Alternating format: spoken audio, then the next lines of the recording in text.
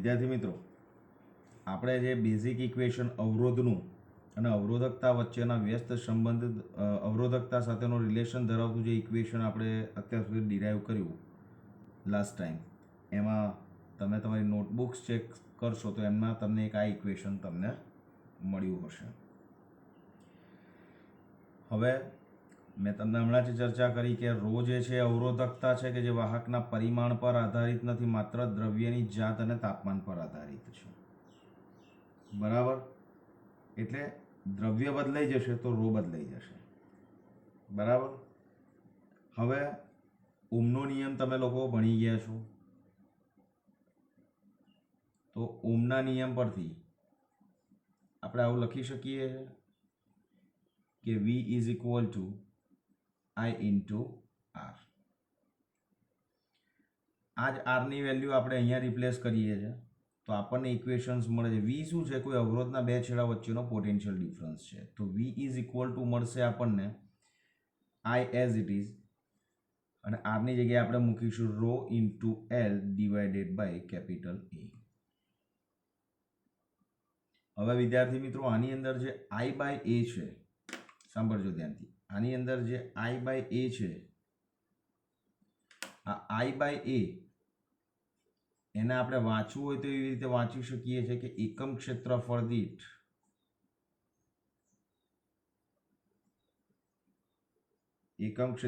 દીઠ પ્રવાહને લંબ રૂપે છે, એટલે આડછેદને લંબ રૂપે જે પ્રવાહ પસાર થાય છે એની વાત કરી છે. તો એકમ ક્ષેત્રફળ દીઠ વિદ્યુત પ્રવાહ જેને આપણે કહી શકીએ છીએ, અને એકમ ક્ષેત્રફળ દીઠ જે વિદ્યુત પ્રવાહ છે એને આપણે વ્યાખ્યાયિત કરી છે એક નવી ભૌતિક રાશિથી, જેને આપણે કહીએ છીએ વિદ્યુત પ્રવાહ ઘનતા, અને એની સંજ્ઞા છે ધેટ ઇઝ સ્મોલ જે.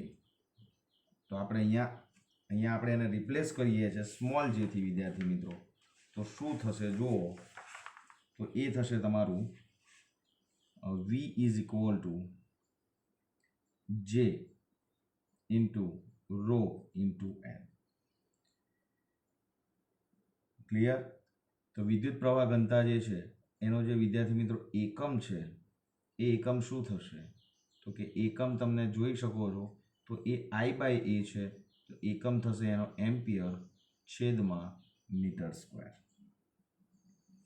હવે L લંબાઈના સુવાહક હોય, દાખલા તરીકે આ L જે છે આપણા વાહક તારની લંબાઈ હતી, અને એના બે છેડા વચ્ચે તમે જ્યારે વિદ્યુત સ્થિતિમાનનો તફાવત લાગુ પાડો છો તો સ્વાભાવિક છે કે એ વાહકની અંદર નિયમિત વિદ્યુત ક્ષેત્ર ઈ પણ તમારું ડેવલપ થાય.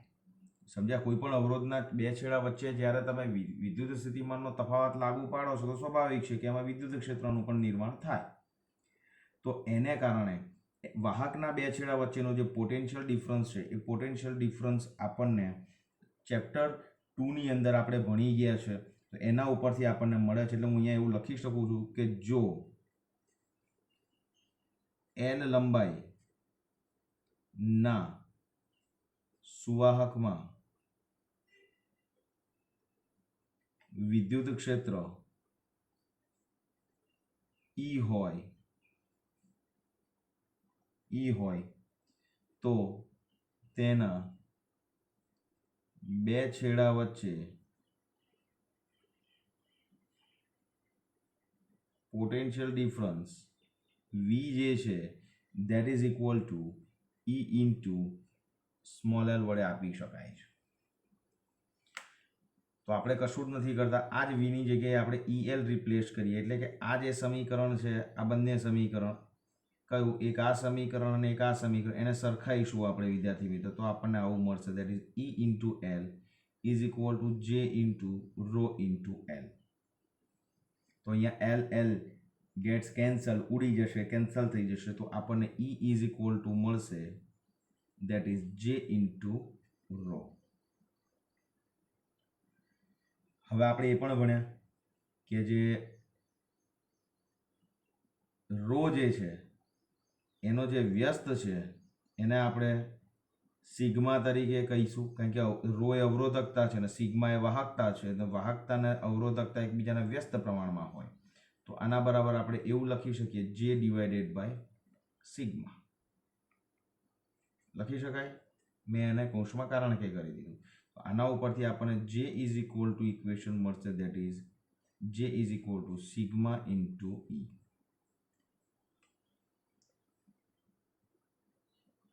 બરાબર. તો યાદ રાખો, આ બ્લોક કરેલા જે ઇક્વેશન્સ છે એ બધા જ ઇક્વેશન્સ તમને ગુજકેટની અંદર અને સાથે સાથે બોર્ડની અંદર પણ 1 માર્કના MCQ જે કેલ્ક્યુલેશન બેઝડ આવે છે એવા જે ક્વેશ્ચન છે એ ક્વેશ્ચનને સોલ્વ કરવા માટે તમને ખૂબ મદદરૂપ થશે, રાઈટ. તો આપણે આને બીજું કંઈ નથી કહેતા, આને આપણે કહીએ છીએ વિદ્યુત ક્ષેત્ર અને વિદ્યુત પ્રવાહ ઘનતા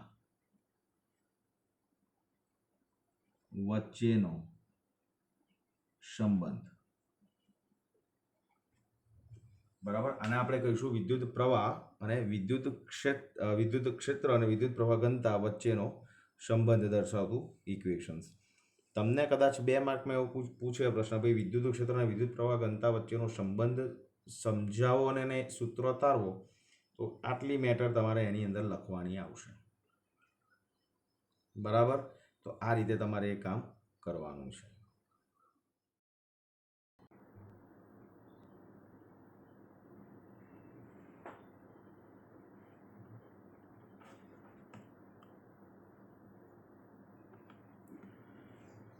તો હવે આપણે જોવા જઈ રહ્યા છે વિદ્યાર્થી મિત્રો બહુ સરસ ટોપિક, ઇલેક્ટ્રોનના ડ્રિફ્ટ વેગ વિશે આપણે ચર્ચા કરવા જઈ રહ્યા છીએ કે ડ્રિફ્ટ વેગ એકચ્યુઅલી શું છે. હવે ડ્રિફ્ટ વેગ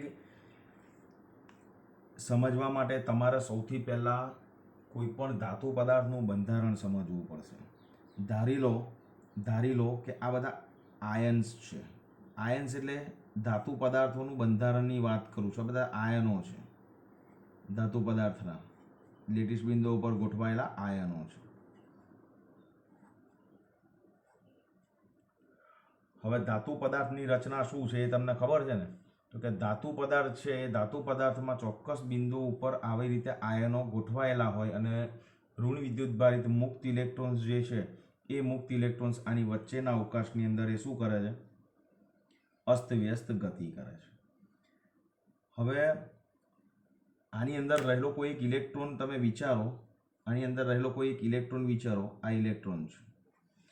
આ ઇલેક્ટ્રોન જે છે એની સ્વાભાવિક ગતિ તમે કેવી રીતે સમજી શકો? તો કે જો આ ઇલેક્ટ્રોન છે ને એ ભલે આ ધાતુમાંથી મુક્ત નથી થયો, પણ આયનોના બંધન ક્ષેત્રમાંથી મુક્ત થયો છે.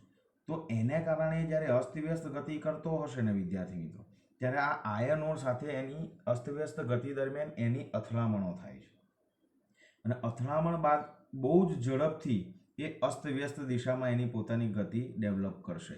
એટલે આ ઇલેક્ટ્રોન જતો હશે અને અહીંયા જો આયન સાથે અથડામણ કરશે તો અથડામણ બાદ એની પોતાની ગતિ જે છે એની દિશા પણ બદલાઈ જશે અને કદાચ બની શકે એની ઝડપ પણ બદલાઈ શકશે.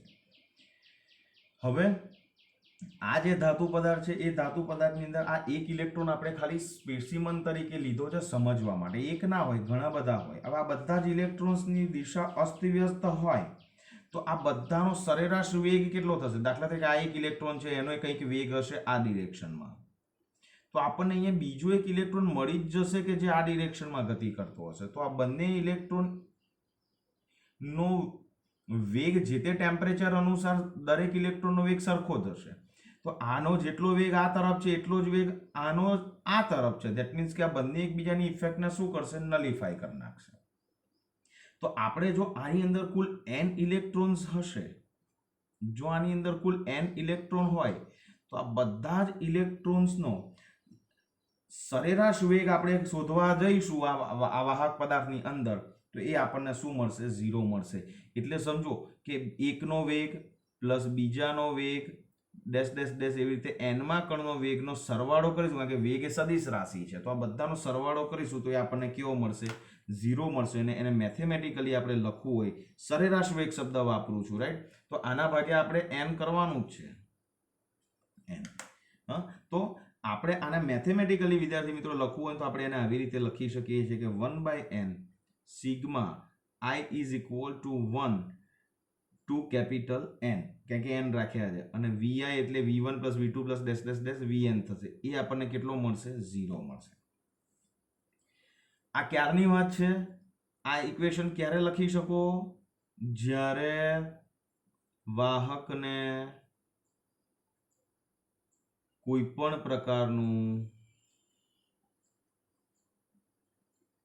વિદ્યુત ક્ષેત્ર લાગુ પાડેલ ન હોય. દેટ મીન્સ કે આ જે વાહક છે, વાહકમાં કોઈ આ ઇલેક્ટ્રોન કોઈ પણ પ્રકારનું વિદ્યુત ક્ષેત્ર જે છે એમનો સામનો કરતું નથી. એને કોઈ પણ પ્રકારનું આની અંદર એને કોઈ પણ પ્રકારનું વિદ્યુત ક્ષેત્ર ફીલ કરતું નથી. કોણ? આ ઇલેક્ટ્રોન્સ. એટલે સ્વાભાવિક છે કે એના બધા જ ઇલેક્ટ્રોન્સ છે, બધા જ ઇલેક્ટ્રોન્સનો સરેરાશ વેગ આપણને 0 મળશે. ચાલો હવે કન્સિડર કરી લો કે આપણને આ બધા જ ઇલેક્ટ્રોન છે એમાં બાહ્ય વિદ્યુત આ કન્ડિશન્સ યાદ રાખો કે અહીંયા બાહ્ય વિદ્યુત ક્ષેત્ર E ઓફ એક્સટર્નલ જે છે that is not applying over here. That means કે E એક્સટર્નલ કેવું છે? અહીંયા 0 છે આ કેસની અંદર. ચલો હવે આ જ આયનને વિદ્યુત ક્ષેત્ર લાગુ પાડીએ તો આપણી આકૃતિ શું થાય જોજો. આ બધા જ પ્લસ આપણા આયનો છે.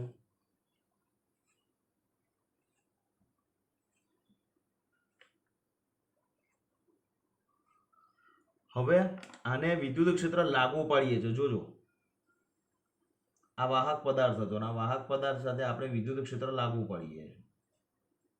એટલે અહીંયા ધન વિદ્યુત ભાર છે અને અહીંયા માઇનસ. એટલે કે અહીંયા વિદ્યુત ક્ષેત્ર જે લાગુ પાડ્યું છે તો અહીંયા આની આ વાહક સાથે આપણે બેટરી કનેક્ટ કરેલી હોય તો અહીંયા બેટરીનો ધન ધ્રુવ હશે, તો અહીંયા ઋણ ધ્રુવ હશે. ક્લિયર? હવે શું સિનારીઓ ડેવલપ થશે આની અંદર એ બહુ જ અગત્યની બાબત છે, સમજવાની છે. હવે તમને ખબર છે કે અહીંયા ઓલરેડી એક વિદ્યુત ક્ષેત્ર લાગુ પડ્યું. આ વિદ્યુત ક્ષેત્રની દિશા કઈ આવશે? તો કે ધનથી ઋણ હશે. અહીં વિદ્યુત ક્ષેત્ર હંમેશા ધનથી ઋણ. તો આ થઈ ગઈ તમારી વિદ્યુત ક્ષેત્રની દિશા. આ થઈ ગઈ તમારી વિદ્યુત ક્ષેત્રની દિશા. હવે આની અંદર રહેલા એક ઇલેક્ટ્રોન જે હતો, જે જ્યારે વિદ્યુત ક્ષેત્ર નહોતું ત્યારે તો ખબર પડી કે શું કન્ડિશન હતી. હવે આને જ્યારે તમે વિદ્યુત ક્ષેત્ર લાગુ પાડો છો ત્યારે શું થશે? તો કે આ ઇલેક્ટ્રોન છે ને, આ ઇલેક્ટ્રોન જ્યારે વિદ્યુત ક્ષેત્ર નહોતું ને ત્યારે ગતિ કરવા માટે એ કેવું? એ મુક્ત હતું. એ કોઈ પણ પ્રકારના બાહ્ય બળના ઇન્ફ્લુઅન્સ વગર એ આરામથી અસ્તવ્યસ્ત ગતિ કરી શકતું હતું. આની અંદર શું થશે? તો કે આ હવે એના ઉપર એક વિદ્યુત ક્ષેત્ર એપ્લાય કર્યું, આ વિદ્યુત ભાર પર, ઇલેક્ટ્રોન પર. તો સ્વાભાવિક છે કે આ વિદ્યુત ક્ષેત્રને કારણે એના ઉપર એક બળ લાગશે અને એ બળને કારણે આ ઇલેક્ટ્રોન જે છે, ન્યૂટનના નિયમ પ્રમાણે તમને ખબર છે કે કોઈ પણ પદાર્થ પર બળ લાગે તો એ પ્રવેગિત ગતિ કરે, એટલે કે પ્રવેગ પ્રાપ્ત કરે. તો આ જે ઇલેક્ટ્રોન છે એ ઇલેક્ટ્રોનનો પ્રવેગ કેટલો થશે? તો F કેટલું ફોર્સ ઇલેક્ટ્રોન પર કેટલું લાગશે? That is E into E. અને આ ફોર્સ ઇઝ ઇક્વલ ટુ આપણે લઈએ છીએ ma. તો ઇલેક્ટ્રોનને જે હવે સ્વાભાવિક છે કે ઇલેક્ટ્રોનનો ચાર્જ માઇનસ છે, તો અહીંયા આપણે માઇનસ પછી કન્સિડર કરીએ છીએ. So A is equal to આપણને મળશે that is E divided by m. આ થઈ ગયો ઇલેક્ટ્રોનનો પ્રવેગ અને વિચ ઇઝ માઇનસ. કેમ? તો કે એ લાગુ, હવે સ્વાભાવિક છે કે આ ઇલેક્ટ્રોનનો ચાર્જ ઋણ છે, અહીંયા ટર્મિનલ લાગુ પડેલો પોટેન્શિયલ એટલે કે અહીંયા ક્ષેત્રનો ધન છે. તો આ ઇલેક્ટ્રોન આ ધન વિદ્યુતભાર તરફ, આ ધન છેડા તરફ આકર્ષાય તો એની દિશા આ થશે, જે લાગુ પડેલા વિદ્યુત ક્ષેત્રની વિરુદ્ધ દિશામાં છે. એટલા માટે અહીંયા માઇનસ આવી ગયું. ક્લિયર? હવે જોજો આ ઇલેક્ટ્રોન છે ને એ ગતિ કરતા વિદ્યુત ક્ષેત્રની ગેરહાજરી, વિદ્યુત ક્ષેત્રની અહીંયા વિદ્યુત ક્ષેત્ર લાગુ પડ્યો છે, અહીંયા વિદ્યુત ક્ષેત્ર લાગુ નથી પાડ્યો. તો એ જે છે એ અહીંયા એની ગતિ આપણને આવી રીતે મળે છે અને એ ઇલેક્ટ્રોન ગતિ કરીને અહીંયા આ માર્ગે આવે છે. સપોઝ આ એનો માર્ગ A હતો, આ એનો માર્ગ, આ પોઈન્ટ એનો B છે. ક્લિયર? આ એનો માર્ગ, આ અહીંયા એની શરૂઆત હતી A અને આ જે છે એ B છે. હવે શું થાય છે? આ જે વિદ્યુત ક્ષેત્ર જે લાગુ પાડ્યું એ વિદ્યુત ક્ષેત્રને કારણે આ જે ઇલેક્ટ્રોન છે પહેલા આ એની મુક્ત ગતિ હતી, કોઈ પણ પ્રકારના બળની અસર વગર, બળને ફીલ કર્યા વગર એ અહીંયા આ માર્ગે અહીંયા આવતો હતો. હવે આ ઇલેક્ટ્રોન જે છે એના પર ફોર્સ લાગે છે, તો એની મરજી મુજબ ના જઈ શકે. કેમ? એના પર જે બળ લાગે છે ને એને ફોલો કરવું પડે. આ નિયમ છે.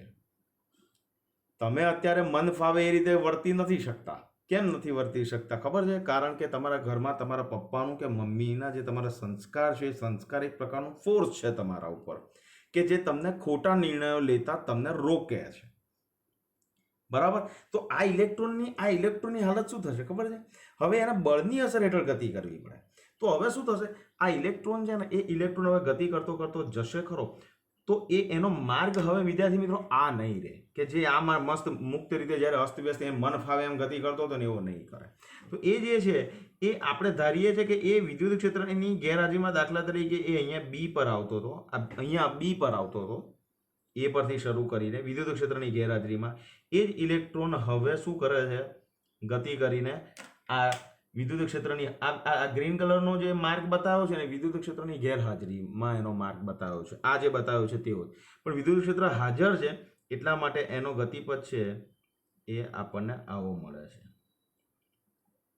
બી ડેશ. અહીંયા એનામાં પ્રવેગ 0 હતો, હવે એની ગતિ એમાં પ્રવેગિત છે, અને પ્રવેગિત ગતિ છે ત્યારે એનો ગતિપથ છે બ્લુ કલરની પેનથી મેં જે બતાવ્યો છે તે છે. એટલે કે વિદ્યુત ક્ષેત્રની ગેરહાજરીમાં એ જે એ થી બી પર જવા માટે જે આ માર્ગ પસંદ કરતો હતો, હવે એ આ માર્ગે ગતિ કરે છે. તો એનું એક્ઝેક્ટ એનું અસરકારક સ્થાનાંતર કેટલું થયું? તો કે એનું અસરકારક સ્થાનાંતર છે ને વિદ્યાર્થી મિત્રો, એ બીબી ડેશ થયું. એટલે અહીંયા આપણે એવું કહી શકીએ છીએ કે બીબી ડેશ એ આનું અસરકારક સ્થાનાંતર છે.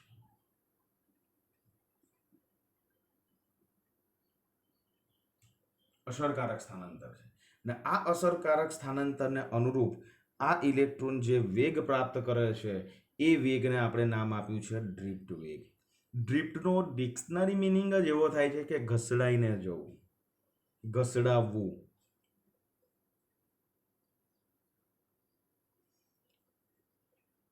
તમે સમજ્યા વિદ્યાર્થી મિત્રો? આનો મતલબ જ એ થાય છે, આનો મતલબ જ એ થાય છે ડ્રિફ્ટ વેગનો, કે ઘસડાઈને જવું. હવે ઘસડાવવાનું રીઝન કોણ છે? બાહ્ય વિદ્યુત ક્ષેત્ર. એટલે એ હવે બાહ્ય વિદ્યુત ક્ષેત્રની ઇન્ફ્લુઅન્સમાં આવશે ત્યારે મન ફાવે એ માર્ગે ગતિ કરીને ના જઈ શકે, એનો માર્ગ બદલાશે. હવે એકચ્યુઅલી શું થાય છે? તો આ પ્રવેગ એને કેવી રીતે પ્રાપ્ત થાય છે એ પણ સમજાય દઉં. દાખલા તરીકે આ ઇલેક્ટ્રોન છે એ આ બાહ્ય વિદ્યુત ક્ષેત્રની અસર હેઠળ આવ્યો એટલે એને આટલો પ્રવેગ પ્રાપ્ત કર્યો, એટલે એટલા પ્રવેગથી એ પ્રવેગિત ગતિ કરે છે. જેવો પ્રવેગિત ગતિ કરે ને એટલે એ ધારો કે આ માર્ગે જાય છે તો એ આ આયન સાથે અથડામણ કરશે, આ આયન સાથે. અને આ આયન સાથે જ્યારે અથડામણ કરશે ત્યારે અથડામણ દરમિયાન એ પોતાની વિદ્યુત ક્ષેત્રના કારણે પ્રાપ્ત કરેલી તમામ ગતિ ઉર્જા છે ગુમાવે છે, અને પરિણામે એ અથડામણ કરશે ને ત્યારે એનો એ જે ઇલેક્ટ્રોન છે એનો વેગ કેટલો થઈ જશે? 0 થઈ જશે. પણ જેવું અહીંયા વેગ 0 થશે, વિદ્યુત ક્ષેત્ર લાગુ પાડેલું જ છે, એટલે શું થશે? અગેન એ પ્રવેગિત થશે. તો પ્રવેગિત થશે ત્યારે એની જે ડિરેક્શન છે વિદ્યાર્થી મિત્રો, એ ડિરેક્શન તમારી દર અથડામણે બદલાય છે. બરાબર? તો બાહ્ય વિદ્યુત ક્ષેત્રની હાજરીમાં ઇલેક્ટ્રોને કરેલા અસરકારક સ્થાનાંતરને અનુરૂપ જે વેગ છે એ વેગને આપણે ડ્રિફ્ટ વેગ કહીશું. એટલે એ પણ યાદ રાખજો કે બાહ્ય વિદ્યુત ક્ષેત્રમાં દરેક અથડામણ વખતે આ ઇલેક્ટ્રોન પોતાનો વેગ સંપૂર્ણપણે ગુમાવે છે, પણ પાછું વિદ્યુત ક્ષેત્ર તો લાગુ પાડેલું જ છે, એટલા માટે એ શું કરે છે? પાછો પ્રવેગિક થઈ અને ડિરેક્શન બદલીને આ ડિરેક્શનમાં જશે. અહીંયા આયન આવશે એવું કન્સિડર કરીએ છીએ. તો આયન અહીંયા હોય, દાખલા તરીકે કોઈ આયન, તો અહીં એવું સમજો કે અહીંયા કોઈ આયન હશે તો સ્વાભાવિક છે કે એની સાથે અથડામણ કરશે તો અહીંયા આવશે, તો અહીંયા અગેન એક આયન હશે, જો અથડામણ બદલશે તો અહીંયા આ માર્ગે આગળ જશે. અહીંયા અગેન એક આયન હશે તો અહીંથી એની ગતિ બદલાઈ પણ જાય. કહેવાનો મતલબ ખાલી એટલો છે કે વિદ્યુત ક્ષેત્રની ગેરહાજરીમાં ઇલેક્ટ્રોન છે એ ઇલેક્ટ્રોન મન ફાવે એમ માર્ગે ગતિ કરી શકતો હતો, પણ બાહ્ય વિદ્યુત ક્ષેત્રની હાજરીમાં એ મન ફાવે એમ ગતિ કરી શકતો નથી. અને એ જે વિદ્યુત ક્ષેત્રની હાજરીમાં ઘસડાઈને જે સ્થાનાંતર કરે છે એ સ્થાનાંતરને આપણે કહીએ છીએ ડ્રિફ્ટ વેગ. એને કહીશું આપણે ડ્રિફ્ટ વેગ. બરાબર. હવે બીજી વસ્તુ જોજો ધ્યાનથી. આ ડ્રિફ્ટ વેગ જે છે એની જો આપણે વ્યાખ્યા લખવી હોય વિદ્યાર્થી મિત્રો, તો એ વ્યાખ્યા હું તમને બતાવું છું કે આપણે કેવી રીતે લખી શકીએ છીએ. જો ડ્રિફ્ટ વેગની વ્યાખ્યા આજે મેં તમારી સાથે ચર્ચા કરીને એને તમારે તમારા ટેક્સ્ટબુકમાં વાંચશો તો ખબર પડશે કે આમાં કેટલું લખવાનું છે, અને આ મેટર તમારે ખાલી ડિસ્કસ કરવાની છે. આના ઉપરથી તમારે ડ્રિફ્ટ વેગ જે છે ડ્રિફ્ટ વેગની વ્યાખ્યા આપવાની છે. તો ડ્રિફ્ટ વેગની વ્યાખ્યા આપણે આવી રીતે આપીશું. જોજો ધ્યાનથી. બાહ્ય વિદ્યુત ક્ષેત્રની હાજરીમાં ઇલેક્ટ્રોને ઘસડાઈને કરેલા અસરકારક સ્થાનાંતર ને અનુરૂપ વેગને ડ્રિફ્ટ વેગ કહેવામાં આવે છે. તો આ ડેફિનેશન વિદ્યાર્થી મિત્રો તમારે એક્ઝામમાં ડ્રિફ્ટ વેગની ડેફિનેશન પૂછાય તો તમારે આ લખવાની છે. ક્લિયર? હવે બીજી વસ્તુ જોજો ધ્યાનથી. આ બે અથડામણ દરમિયાન સપોઝ આ ઇલેક્ટ્રોન છે તો આપણે અહીંયા પણ આયન બતાવવો પડે ને વિદ્યાર્થી મિત્રો. અહીંયા પણ એનો માર્ગ બદલાય છે તો અહીંયા પણ આપણે બદલીએ, એક આયન મૂકીને બતાવીએ છીએ. હવે જુઓ, જ્યારે ઇલેક્ટ્રોન અહીંથી નીકળ્યો ત્યારે એણે આની સાથે અથડામણ કરી. અહીંયાથી અથડામણ કરશે એટલે અહીંયાથી નીકળે છે ત્યારે આટલો પ્રવેગ લઈને નીકળે છે. અહીંયા આવે છે અથડામણ કરે છે એટલે એનો પ્રવેગ 0 થઈ ગયો. જેવો 0 થાય એટલે એની ડિરેક્શન તો બદલાશે જ. અથડામણ થાય એટલે ડિરેક્શન તો બદલાશે, પણ પાછો આ વિદ્યુત ક્ષેત્રના કારણે એ શું કરશે? પ્રવેગ પ્રાપ્ત કરશે. તો એનો વેગ અહીંયા આવશે, એ પ્રાપ્ત કરશે અને એ ગતિ કરીને અહીંયા આવશે એટલે પાછી અથડામણ કરશે. તો આ અથડામણ અને આ અથડામણ પછી વચ્ચેનો જે સમયગાળો છે એ સમયગાળામાં ઇલેક્ટ્રોન રિલેક્સ છે. પાછું અહીંયા 0 થઈ ગયો અથડામણ થઈ એટલે ગતિ કરીને પાછો એ જતો હશે ત્યારે આની સાથે અથડામણ કરશે. હવે જ્યારે આની સાથે અથડામણ કરે છે ત્યારે અહીંયાથી આ અથડામણ વચ્ચે એ રિલેક્સ છે. તો આપણે એવું કહી શકીએ છીએ કે બે ક્રમિક ઇલેક્ટ્રોનની આયનો સાથેની બે ક્રમિક અથડામણ વચ્ચેનો જે સરેરાશ સમયગાળો છે એ સરેરાશ સમયગાળાને આપણે રિલેક્સેશન સમય તરીકે ઓળખીએ છીએ. યાદ રાખજો, અહીંયા ટાઈમ ધારો કે 5 સેકન્ડ હોય તો આ 5 જ હોય એ જરૂરી નથી. આ 10 હોઈ શકે. બીજું જુઓ, આ ડિસ્ટન્સ વધારે કાપે છે તો it consumes more time rather than this. તો શું થશે? તો અહીંયા ટાઈમ વધશે, અહીંયા ટાઈમ ઓછો હોય. તો દરેક સમજો, બે ક્રમિક અથડામણ વચ્ચેનો દરેક વખતે સમયગાળો સરખો જ હોય એવું જરૂરી નથી. એટલે ઇલેક્ટ્રોન વચ્ચેની આયનો સાથેની અથડામણો નિયમિત સમયગાળાએ થતી નથી. યાદ રાખજો, અસ્તવ્યસ્ત સમયગાળાએ થાય છે. આ બધા સમયગાળા જુદા છે. તો આપણે આવું કહી શકીએ છીએ કે અહીંયા જે રિલેક્સેશન સમય છે એને આપણે τ1 કહીશું, આ બીજો છે τ2, આ τ3, આ τ4. સમયગાળો જુદો જુદો હોય. બરાબર? તો અહીંયા એક બીજી ડેફિનેશન જે છે તમારે સમજવાની છે. હા, અહીંયા એક વસ્તુ તમને કહેવાની રહી ગઈ કે ડ્રિફ્ટ વેગ જે છે એ ડ્રિફ્ટ વેગને આપણે દર્શાવીશું vd વડે. યાદ રાખો, ઇટ્સ અ ડ્રિફ્ટ વેલોસિટી. તો ડી જે છે એ તમારો સફિક્સમાં રહેવો જોઈએ. ડી જે છે તમારો સફિક્સમાં રહેવો જોઈએ. ક્લિયર? તો હવે તમે જુઓ, રિલેક્સેશન સમયની ડેફિનેશન્સ આપણે શું આપીએ છીએ, જેની સંજ્ઞા આપણે લઈશું ટાઉ. ટોર્કમાં જે હતી ને ટાઉ, એટલે આને ટાઉ તરીકે આપણે લઈશું. રાઈટ? તો રિલેક્સેશન સમય માટે આપણે એવું કહી શકીશું કે ઇલેક્ટ્રોનની આયનો સાથેની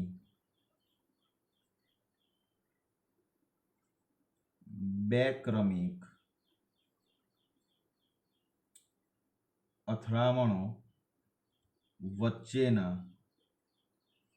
સરેરાશ સમયગાળાને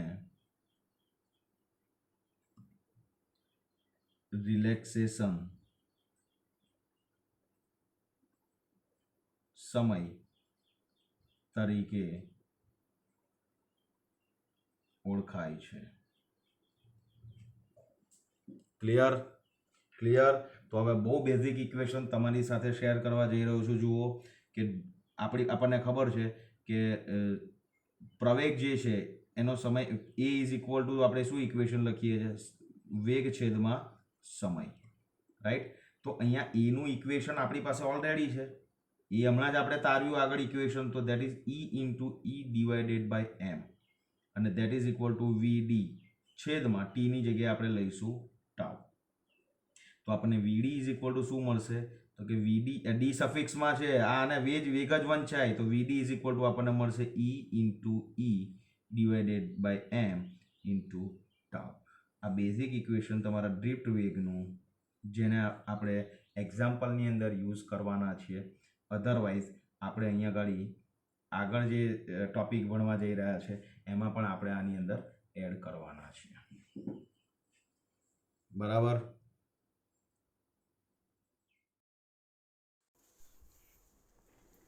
ચલો, ઇક્વેશન 1 તમારે યાદ રાખવાનું છે કયું હતું તે, અને હમણાં એની જરૂર પડશે ત્યારે આપણે એને યુઝ કરીએ છીએ પાછા. બરાબર? હવે વિદ્યાર્થી મિત્રો, આપણે કોઈ એક વાહકને કન્સિડર કરીએ. જોજો ધ્યાનથી, આ એક વાહક છે.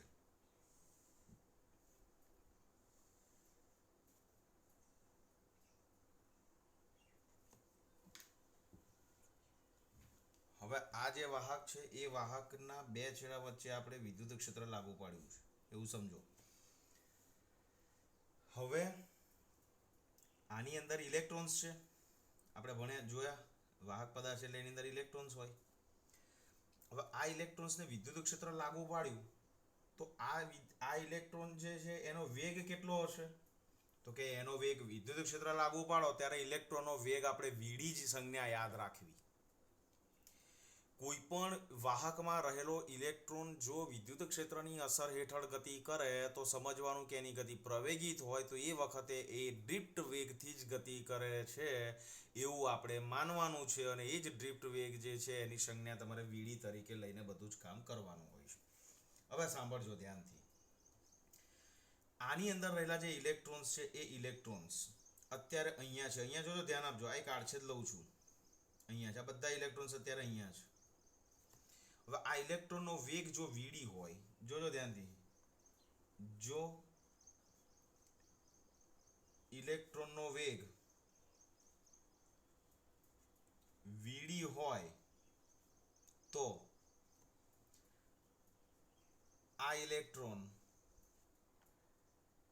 ડેલ્ટા ટી સમયમાં કેટલું ટ્રાવેલ કરશે? તો કે ડેલ્ટા ટી સમયમાં એ વીડી ઇન્ટુ ડેલ્ટા ટી જેટલું સ્થાનાંતર કરશે. ખબર પડી કઈથી લાયા ઇક્વેશન? તો કે હું તમને બતાવી દઉં. વીડી ઇઝ ઇક્વલ ટુ સ્થાનાંતર છેદમાં સમય. સ્થાનાંતર આપણે લઈએ છીએ એલ, અને divided by that is delta T. That means કે સ્થાનાંતર કેટલું થશે? L is equal to V D into delta T. તો આ જે ઇલેક્ટ્રોન છે ને એ ઇલેક્ટ્રોન, સાંભળજો ધ્યાનથી, આ ઇલેક્ટ્રોન જે છે ને એ ઇલેક્ટ્રોને આટલું ટ્રાવેલ કર્યું. This is your small L. જે ઇલેક્ટ્રોન અહીંથી નીકળ્યા છે એનો વેગ કેટલો છે? વીડી. તો ડેલ્ટા ટી સમયમાં એને કેટલું ટ્રાવેલ કર્યું? તો કે એલ. એ એલ કેટલું? તો કે એ એલ આટલું.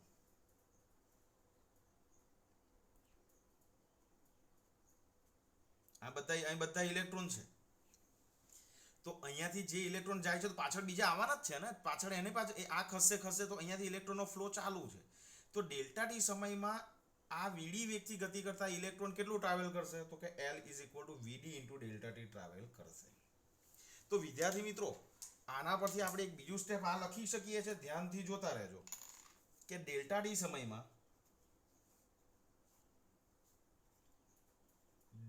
સમયમાં વીડી વેગથી ગતિ કરતા ઇલેક્ટ્રોન્સ,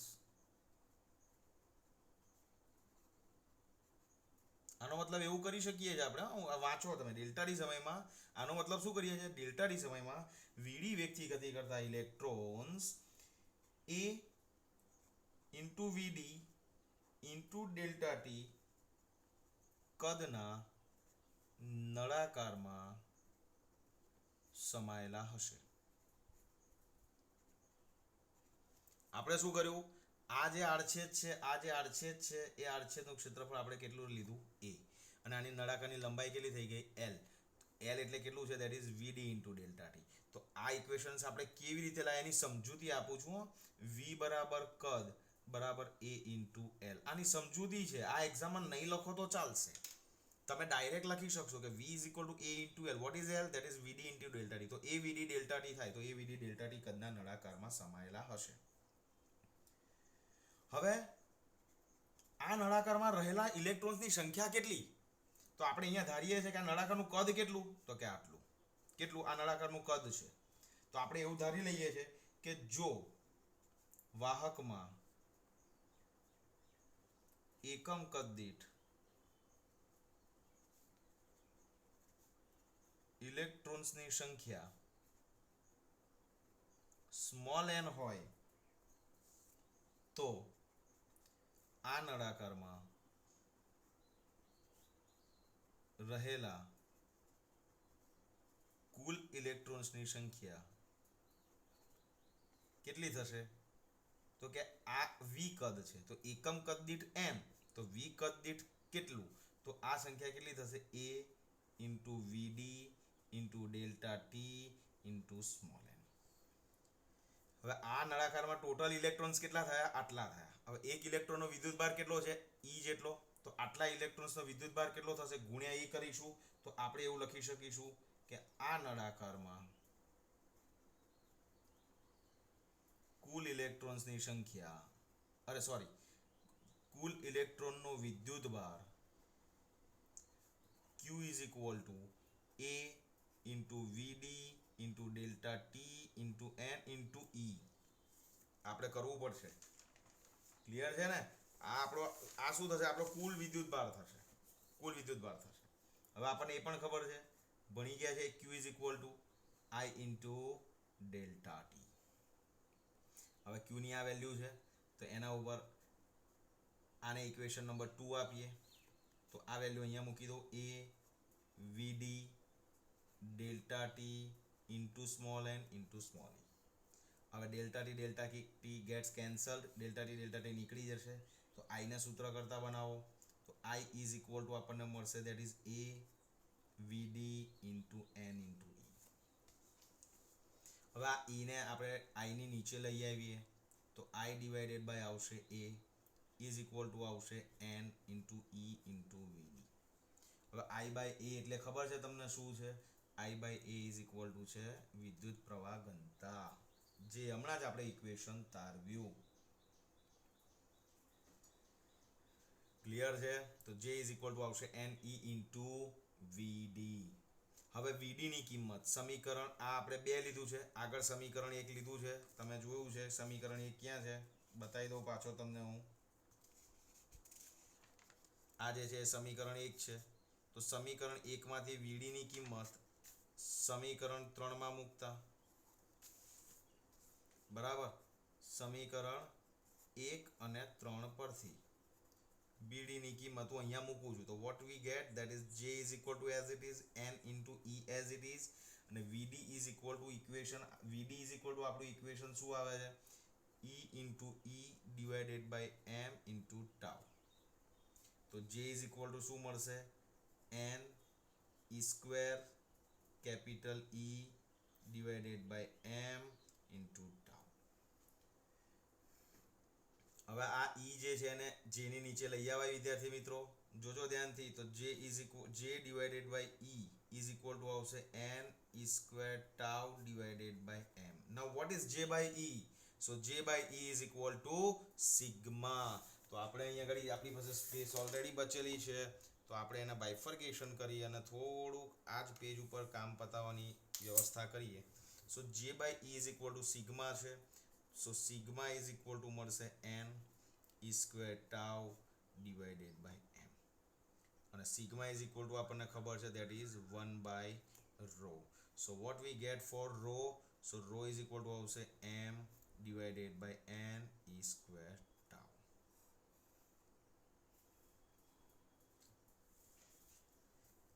હવે આનો મતલબ શું કરવાનો છે? આ ઇક્વેશન્સ આપણને શું કામ લાગવાનું છે એ સમજવું પડશે ને. ઇક્વેશન કેવી રીતે કામ લાગવાનું છે જોજો. તો કે જો પદાર્થનું તાપમાન વધે, જોજો, જો પદાર્થનું તાપમાન વધે તો શું થશે? તો કે તાપમાન વધશે તો આની અંદર ઇલેક્ટ્રોનની જે આયનો સાથેની અથડામણો છે એ અથડામણો ઝડપી બનશે. ક્લિયર? જો વાહક પદાર્થનું તમે રૂમમાં શાંતિથી એક જગ્યા ઉપર શાંતિથી બેસીને ભણી રહ્યા છો અને કોઈક જગ્યાએ ઇલેક્ટ્રિક શોર્ટ સર્કિટ થાય તો તમે ત્યાં જ બેસી રહેશો કે થોડીક દોડધામ થશે? તો કે થશે. નોર્મલ સ્પાર્ક હશે તો તમે સહેજ ગભરાશો તો જગ્યા પરથી સહેજ ખસશો, પણ બહુ મોટી ફાયર લાગશે તો શું થશે? તો કે તમે ઊભા થઈને દોડીને રૂમની બહાર નીકળવાનો પ્રયત્ન કરશો. એક્ઝેક્ટલી એ જ વસ્તુ વાહક પદાર્થની અંદર ઇલેક્ટ્રોન સાથે બને છે. કે તાપમાન વધે છે ને ત્યારે શું થાય છે? તો કે ઇલેક્ટ્રોનની આયનો સાથેની જે અથડામણો છે એ ઇલેક્ટ્રોનની આયનો સાથેની અથડામણો ઝડપી બને છે. એટલે અહીંયા હું ટૂંકમાં લખું છું અથડામણ અસ્તવ્યસ્ત અને ઝડપી બને. હવે ઝડપી બને તો શું થાય?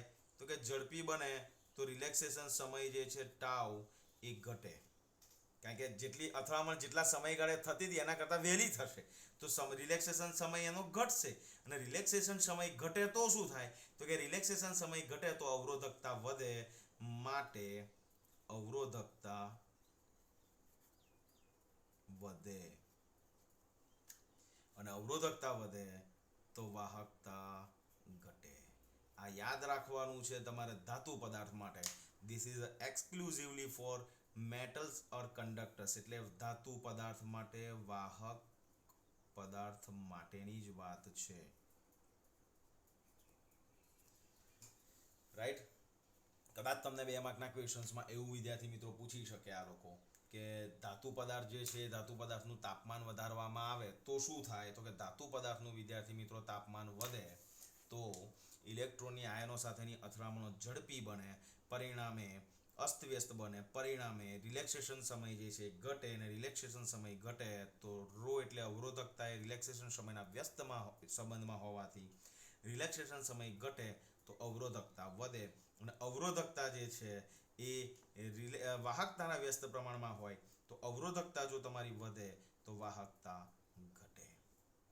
બરાબર? તો અહીંયા તમને 2 માર્ક સુધીનો ક્વેશ્ચન્સ આ ડિરાઈવ કરવાનું પૂછી શકે છે. બરાબર? તો ક્વેશ્ચન્સ કેવી રીતે પૂછાશે? તો મેં તમને એ જ કહ્યું કે ડ્રિફ્ટ વેગ જે છે એની સમજૂતી આપી અને અવરોધકતાનું રિલેક્સેશન સમય સાથેનો સંબંધ દર્શાવતું સૂત્ર તારવવાનું તમને જ્યારે પૂછાય તો અહીંયા સુધી તમારે તારવવાનું છે. આ ક્વેશ્ચન તમારો 2 માર્ક 3 માર્ક સુધી પૂછી શકાય. બરાબર? તો આ રીતે તમારે લખીને જ પ્રેક્ટિસ કરવાની છે. તો નોટ્સ જે છે એને પ્રોપર બનાવજો. બરાબર?